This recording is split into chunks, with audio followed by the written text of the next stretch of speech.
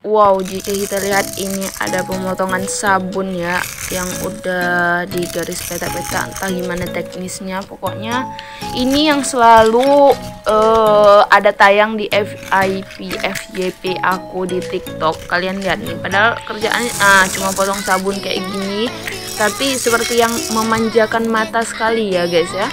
Mungkin karena itu banyak yang nonton ya guys ya, sampai memberi bunga-bunga mawar seperti ini. Ya pokoknya kerjaannya dia nge-live berjam-jam hanya untuk motong-motongin sabun gini.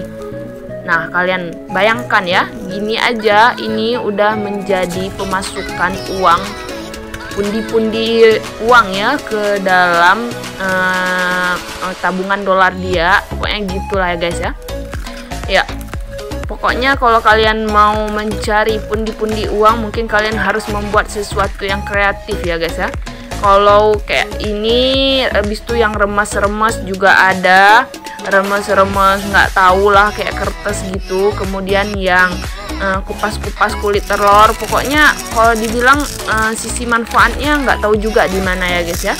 Mungkin kalian tahu, coba aja komentar apa sisi manfaat dari membuat live kupas-kupas telur ayam, potong-potong sabun gini gitu ya guys ya. Mungkin kalau bagi aku untuk memanjakan mata aja gitu ya, dan suaranya itu begitu khas gitu. Dah gitu aja, aku nggak tahu mau komen apa ya mengenai video ini. Aku cuma nonton aja kayak gini. Kadang pun entah kenapa tangan ini kepengen mencet dan kepengen lihat gitu. Aduh, padahal masih banyak kerjaan lain yang numpuk, tapi ini memang nggak bisa dihindari ya. Memang betul-betul bagus, apalagi nih pas pemotongan pertamanya nih. Kalian lihat ya. Nah gitu aja lah, capek juga aku komen-komen ya. Ya semangat buat abangnya, terus berkreasi, semoga dimudahkan rezeki.